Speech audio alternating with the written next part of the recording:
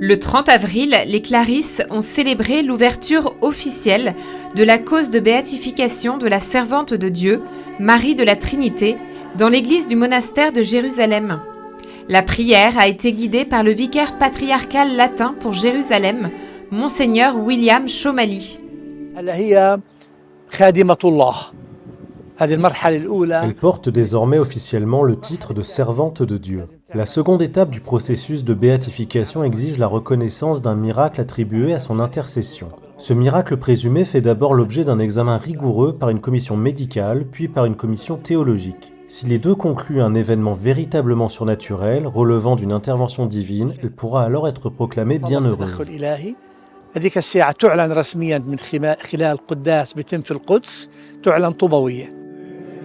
Parmi les participants à la cérémonie figurait le père Francesco Patton, custode de Terre Sainte, ainsi que les membres de la commission pour la cause de béatification de Sœur Marie de la Trinité.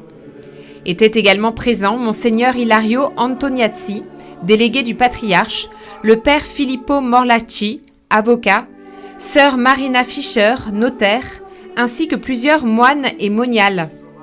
Lors de l'homélie prononcée au nom du patriarche latin de Jérusalem, le cardinal Pier Battista Pizzaballa, Monseigneur William Chomali a insisté sur l'importance de ne pas rester silencieux face au témoignage de lumière qui nous parvient.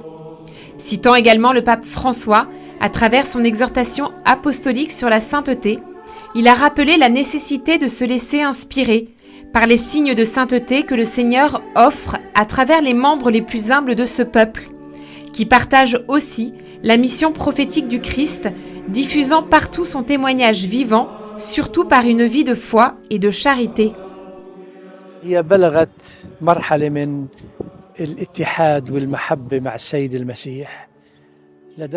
Marie de la Trinité a atteint un tel degré d'union avec le Christ qu'elle a entendu sa voix, lui demandant de s'offrir en sacrifice. Cela signifiait accomplir chaque acte dans l'obéissance et par amour de Dieu et du prochain. Elle a accepté cette demande avec foi, et c'est précisément à travers ces gestes quotidiens vécus comme une offrande qu'elle a accompli de grands pas sur le chemin de la sainteté.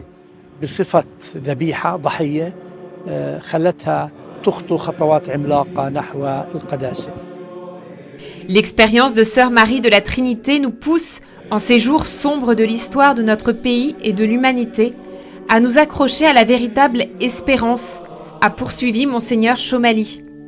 Quand toutes les pensées et tous les cœurs sont absorbés par cette terrible guerre, quelle consolation de pouvoir se tourner vers ce qui transcende la destruction et la mort, vers ce qui seul demeure pour toujours, le Seigneur notre Dieu. Il n'est pas d'heure si sombre qui ne contienne une certaine richesse. À l'issue de l'homélie, les membres du tribunal de première instance ont signé un accord de confidentialité.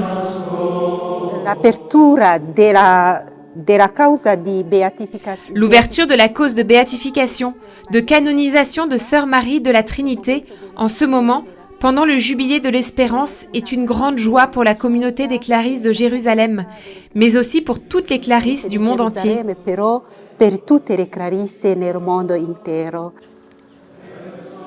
À la fin de la célébration, les participants se sont rendus sur la tombe de la servante de Dieu, Marie de la Trinité, où ils ont prié pour que le Seigneur manifeste sa sainteté. La santità è il frutto maturo della vita cristiana. Papa Francesco. La sainteté est le fruit mûr de la vie chrétienne. Dans son encyclique, le pape François a affirmé que la sainteté est le visage le plus authentique de l'Église.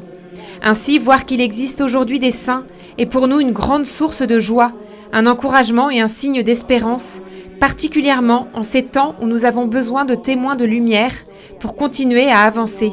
Dei testimoni, delle luci per continuare a camminare.